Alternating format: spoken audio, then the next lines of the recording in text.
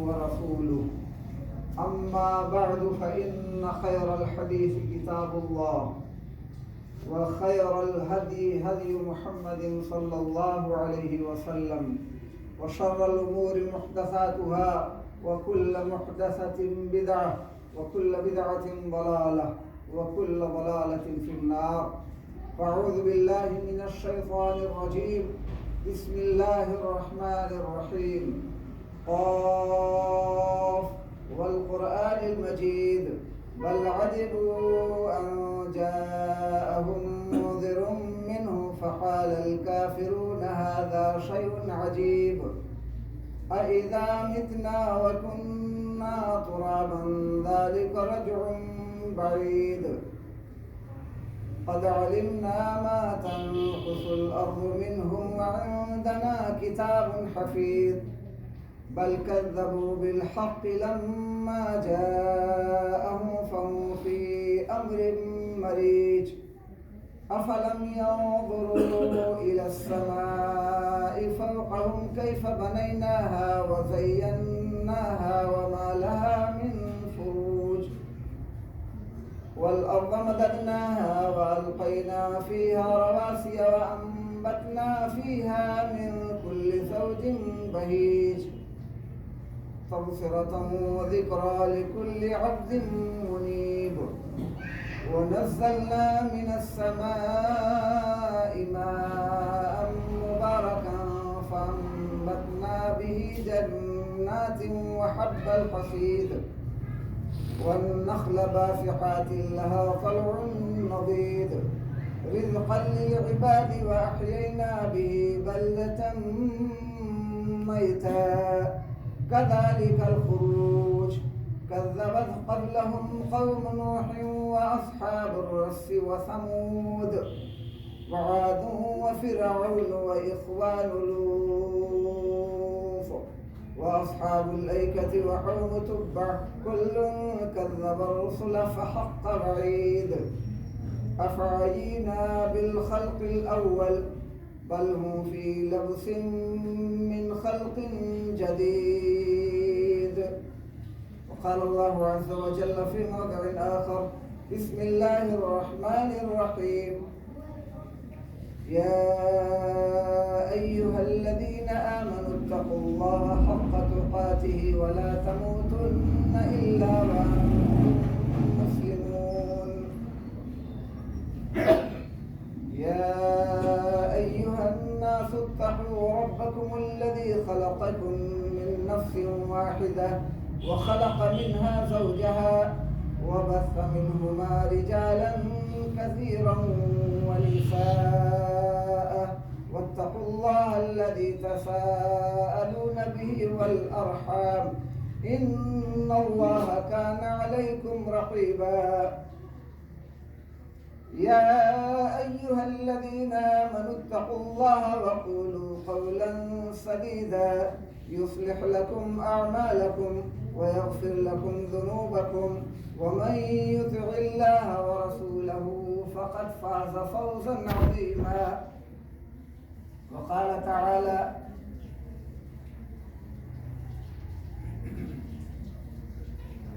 واعتصموا بحبل الله جميعا ولا تفرقوا واذكروا نعمة الله عليكم إذ كنتم أعداء فألف بين قلوبكم فأصبحتم بنعمته إخوانا وكنتم على شفا حفرة من النار فأنقذكم منها كذلك يبين الله لكم آياته لعلكم تهتدون.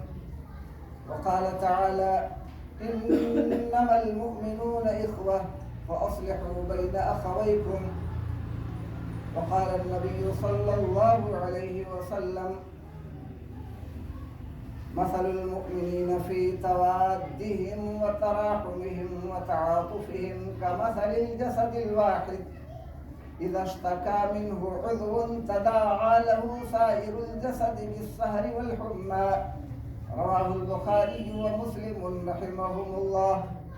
رب اشرح لي صدري ويسر لي أمري واحلل عقدة من لساني يفقهوا قولي. رب زدني علما سبحانك لا علم لنا إلا ما علمتنا إنك أنت العليم الحكيم.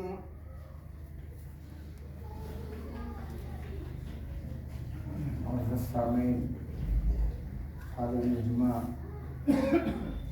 عزیز دوستوں، بزرگوں، پیارے بچوں، تمام قسم کی تعریفات، حمد و ثنا، بڑائی و کبریائی اللہ رب العزت کے لیے لائق و سزاوار ہے. بالغ بے شمار اور انجیل درود و سلام نازل و آخری نبی جناب محمد رسول اللہ صلی اللہ علیہ وسلم پر اللہم صلی علی محمد وعلی آل محمد كما صلیت علی ابراہیم وعلی آل ابراہیم انک حمید مجید. اللہم بارک علی محمد وعلی آل محمد كما بارکت علی ابراہیم وعلی آل ابراہیم انک حمید مجید. معزز سامعین، خطبہ مسنونہ کے بعد جن آیات کی تلاوت کی گئی ہے اور جو حدیث آپ کے سامنے پیش کی گئی ہے، انہی آیات اور اسی حدیث کی روشنی میں انشاءاللہ کچھ باتیں گوشے گزار کرنی ہیں. اللہ رب العزت سے دعا ہے کہ الہ العالمین جو ہم سب کو کتاب و سنت کے مطابق جو باتیں بیان کی جائیں ان پر عمل کرنے کی توفیق دلائے. آمین.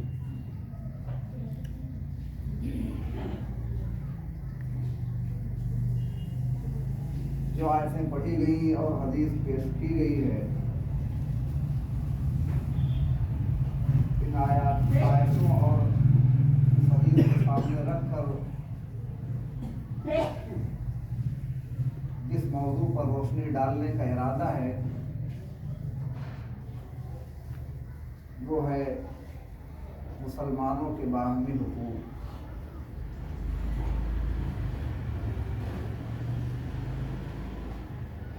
ہم تمام مسلمانوں پر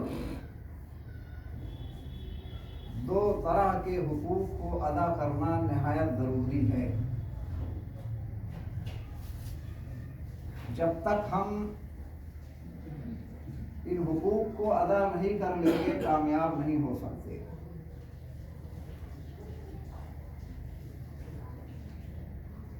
ایک حقوق اللہ ہے اور دوسرا حقوق العباد ہے. اللہ کے کچھ حقوق ہیں ان کو بھی ادا کرنا ہے اور کچھ بندوں کے حقوق ہیں ان کو بھی ادا کرنا ہے، اور دونوں ضروری. اللہ کا حق کیا ہے؟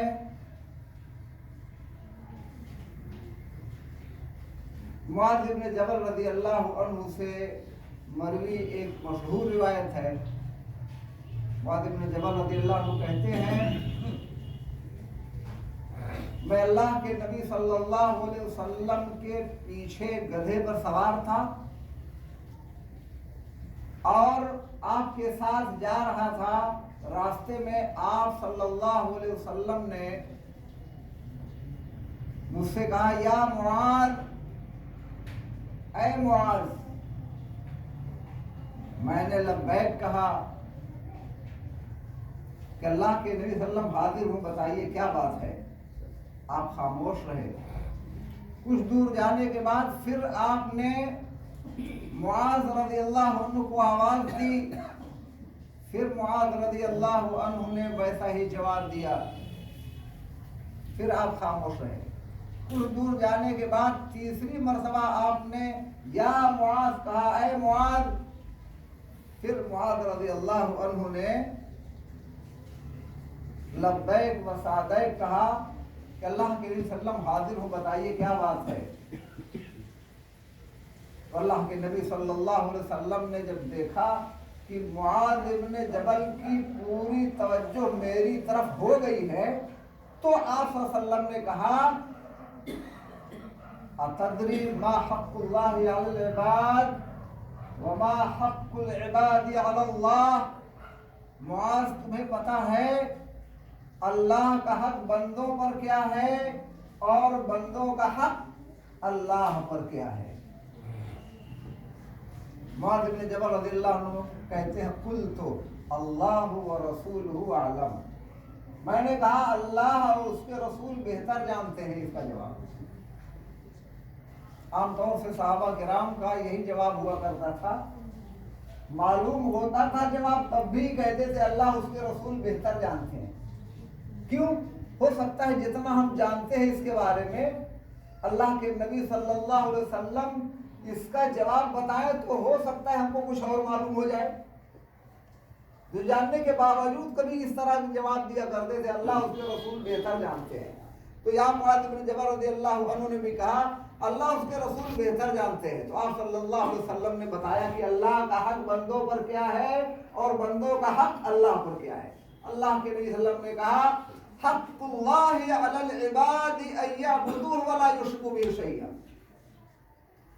اللہ کا حق بندوں پر یہ ہے کہ بندے صرف اور صرف ایک اللہ کی عبادت کریں اور اس کے ساتھ کسی کو شریک نہ کریں، یہ ہے اللہ کا حق بندوں پر۔ اور بندوں کا حق اللہ پر کیا ہے؟ اللہ کے نبی صلی اللہ علیہ وسلم نے کہا بندوں کا حق اللہ پر یہ ہے کہ جو بندے شرک نہ کریں، اللہ کے ساتھ کسی کو شریک نہ ٹھہرائیں، تو اللہ ایسے بندوں کو عذاب نہ دے۔ وحق العباد علی اللہ اللہ یعذب من لا یشرک بہ شیئا، بندوں کا حق اللہ پر یہ جو بندے توحید پر قائم ہیں اور شرک نہیں کرتے، اللہ ایسے بندوں کو عذاب نہ دے۔ اس حدیث سے معلوم ہوا کہ اللہ کا حق بندوں پر کیا ہے اور بندوں کا حق اللہ پر کیا ہے۔ تو اللہ کا حق بندوں پر کیا ہے معلوم ہو گیا کہ بندے صرف ایک اللہ کی عبادت کریں، اس کے ساتھ کسی کو شریک نہ کریں، یہ تو اللہ کا حق بندوں پر ہے۔ اور کچھ ایسے حقوق ہیں جو ایک بندے کے دوسرے بندے پر عائد ہوتے ہیں، جن کو ہم حقوق العباد کہتے ہیں۔ اس کی بڑی لمبی فہرست ہے اور حقوق العباد کو مختصر وقت میں بیان کرنا یہ کسی کے بس کی بات نہیں ہے کہ حقوق العباد کو مختصر وقت میں خطبے میں بیان کر سکے، لمبی فہرست ہے۔ تو حقوق العباد میں جس پہلو کو میں لے رہا ہوں آج کے خطبہ میں وہ ہے ایک مسلمان کے حقوق دوسرے مسلمان پر کیا ہے۔ تو آئیے اللہ کے نبی صلی اللہ علیہ وسلم کی حدیث کی روشنی میں ہم اس کو جانتے ہیں کہ ایک مسلمان کے دوسرے مسلمان پر کیا حق ہے۔ اللہ کے نبی صلی اللہ علیہ وسلم فرماتے ہیں، صحیح مسلم شریف کی روایت ہے، حق المسلم علی المسلم خمس، رد السلام وعیادت المریض واتباع الجنائز واجابت الدعوہ وتشمیت العاطس، رواہ مسلم۔ آپ صلی اللہ علیہ وسلم نے فرمایا ایک مسلمان کے دوسرے مسلمان پر 5 حق بنتے ہیں، اہم حقوق، 5 بڑے اہم حق ہیں۔ نمبر 1، جب سلام کرے تو اس کا جواب دے، رد السلام، سلام کا جواب دینا۔ اور دوسرا وعیادت المریض، مریض کی عیادت کرنا، بیمار ہو جائے تو اس کی بیمار پرسی کرنا، عیادت کے لیے جانا، حال چال لینا، اور اگر انتقال کر جائے تو جنازے میں شریک ہونا۔ تیسرا واجابت الدعوہ، چوتھا حق کیا ہے؟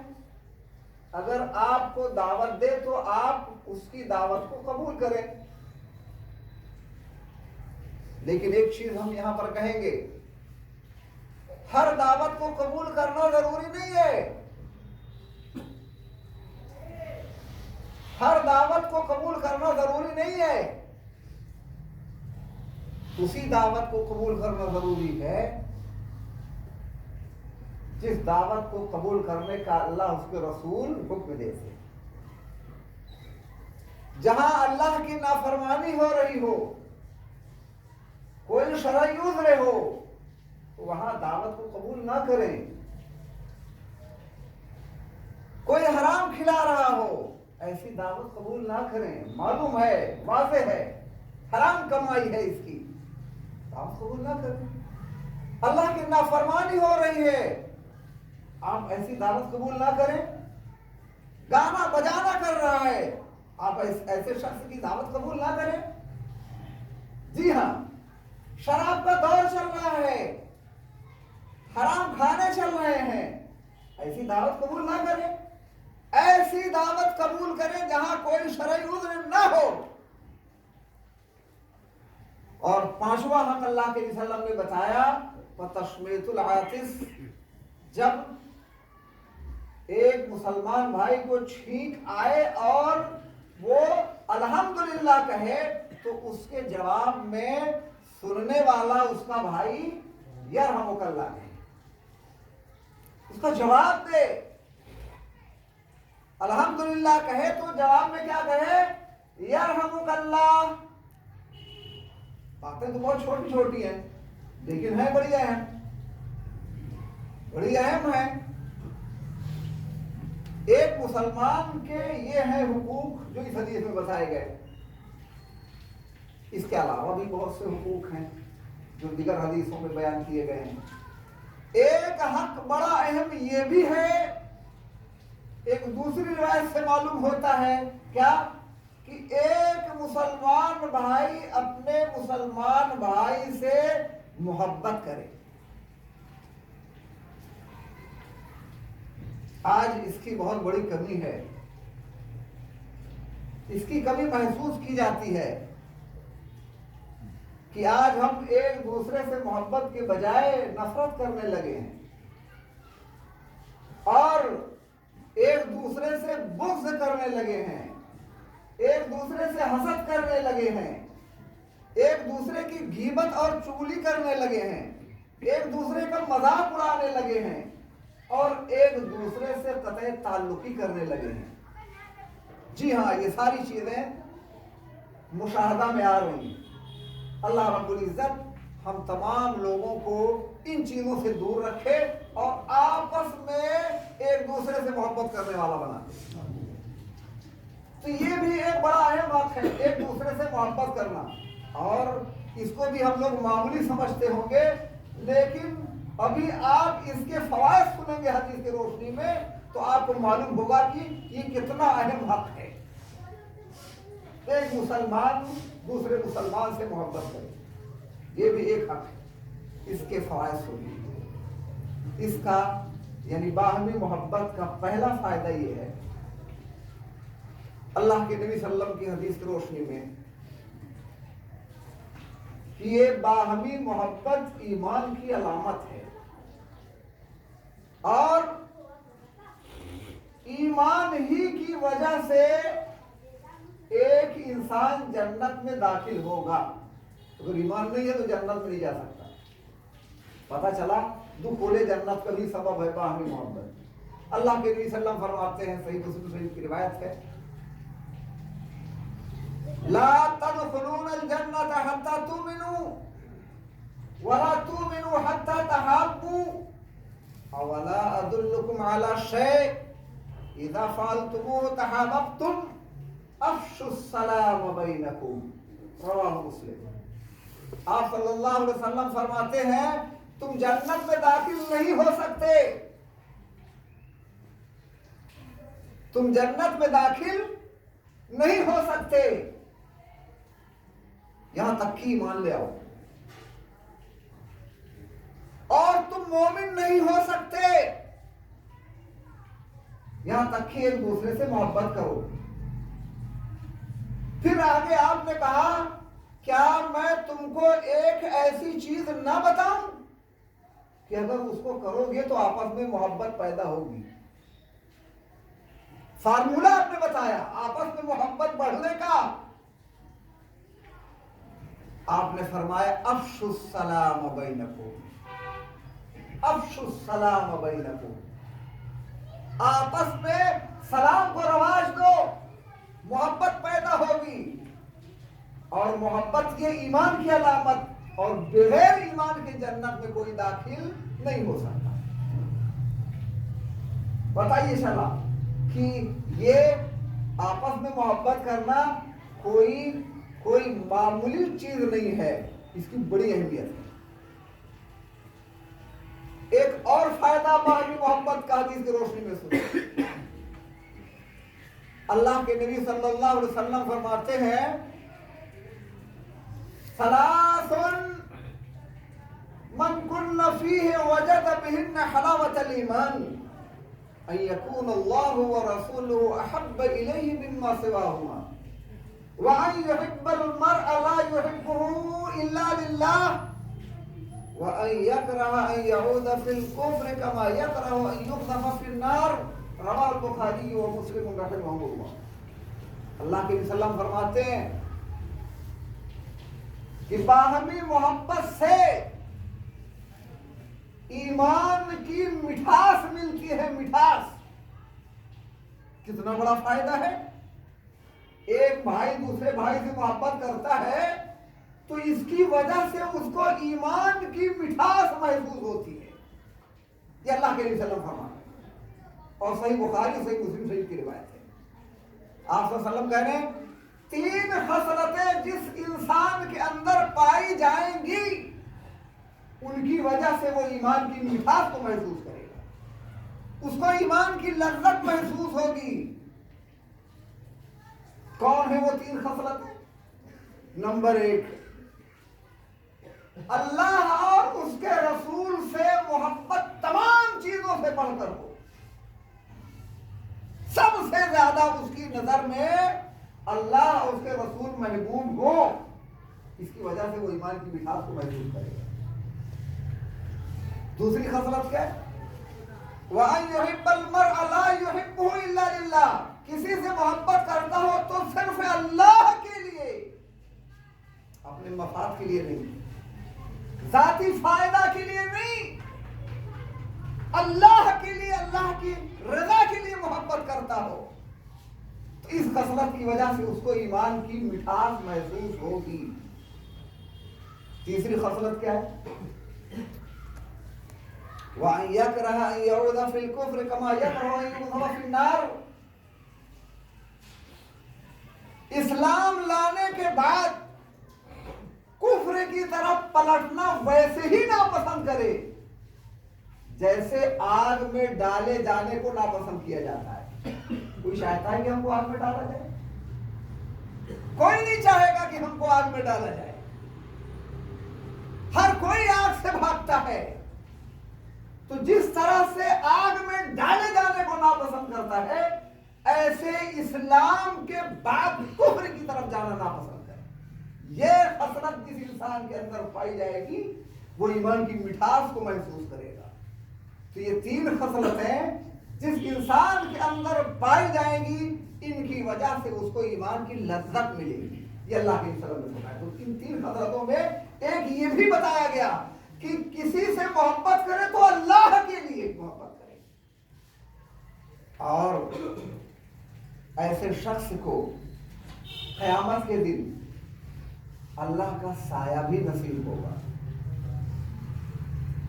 بڑی مشہور روایت ہے، راوی حدیث ابو ہریرہ رضی اللہ عنہ ہے، بیان کرتے ہیں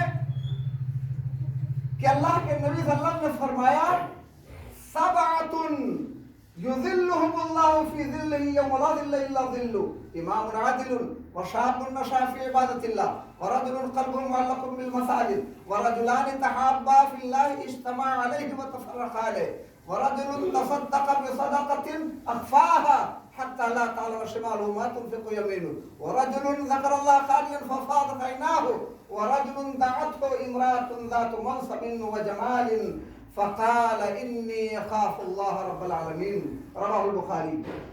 راوی حدیث ابو ہریرہ رضی اللہ عنہ کہتے ہیں رسول اللہ صلی اللہ علیہ وسلم نے فرمایا 7 قسم کے لوگ بڑے خوش نصیب ہوں گے قیامت کے دن۔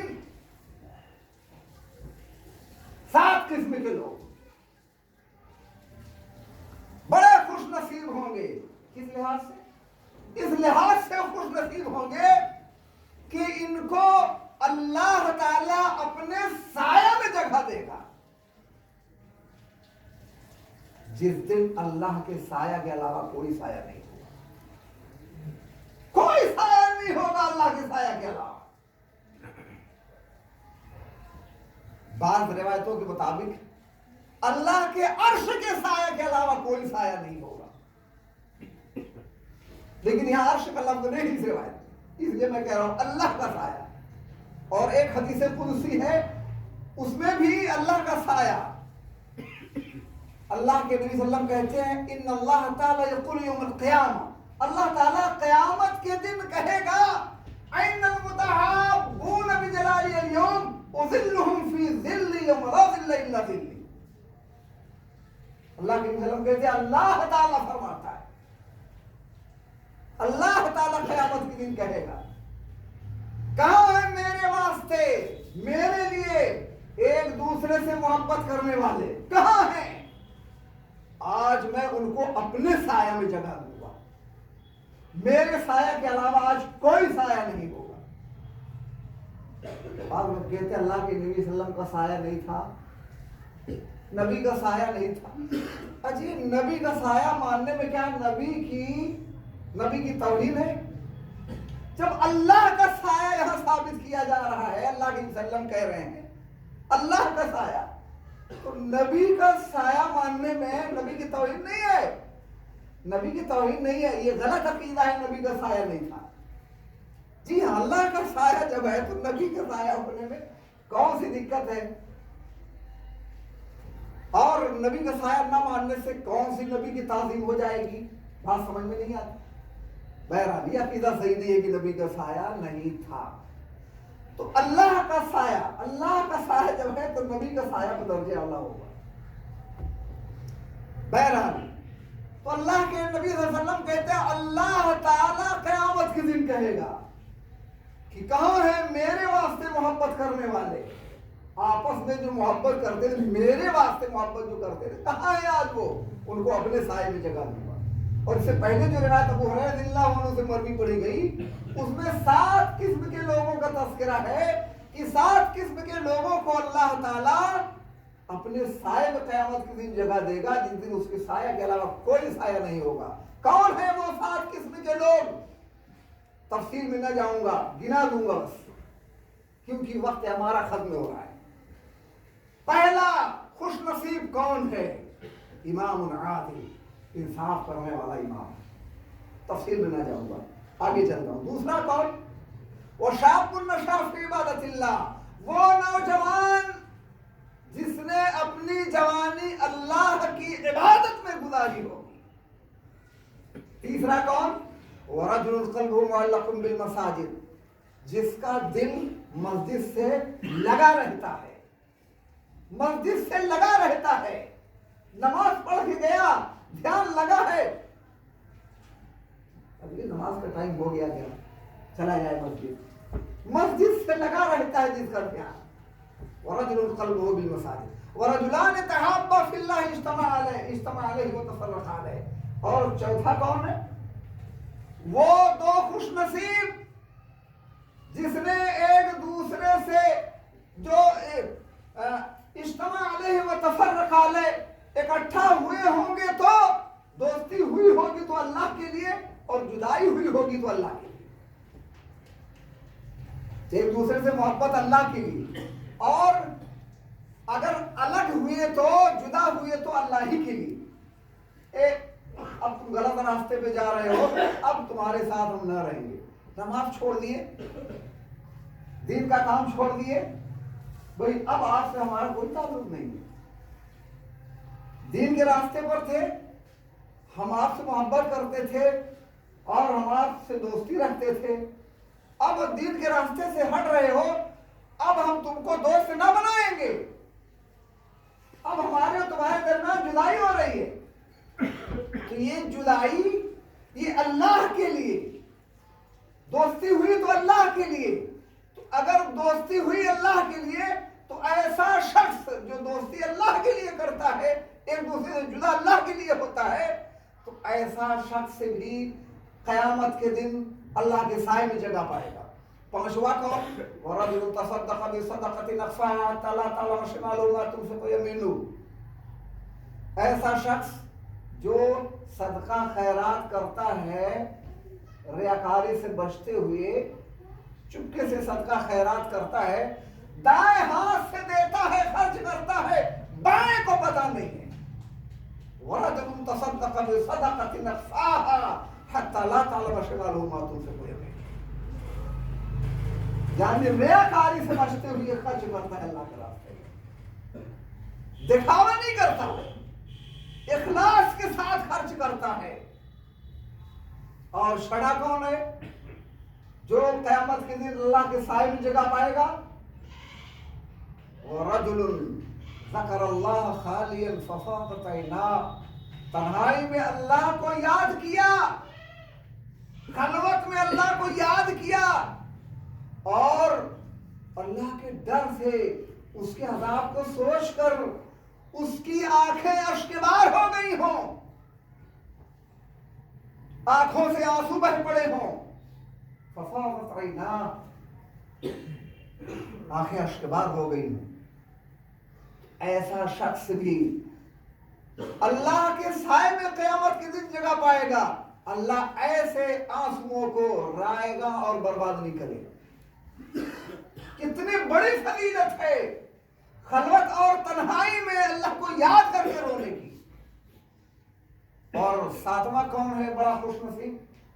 وَرَجُلٌ دَعَتْهُ امْرَأَةٌ ذَاتُ مَنْصَبٍ وَجَمَالٍ فَقَالَ إِنِّي أَخَافُ اللَّهَ رَبَّ الْعَالَمِينَ، جس کو کوئی خوبصورت عورت اور منصب والی، ذات منصب و جمال، منصب والی ہے، معمولی نہیں ہے، اور خوبصورت بھی ہے، جمال والی ہے، ایسی عورت کسی کو بدکاری کی طرف بلاتی ہے، اور وہ بندہ کہتا ہے انی اخاف اللہ رب العالمین، میں اللہ سے ڈرتا ہوں، اللہ کا ڈر خوف ہے، میں ہرگز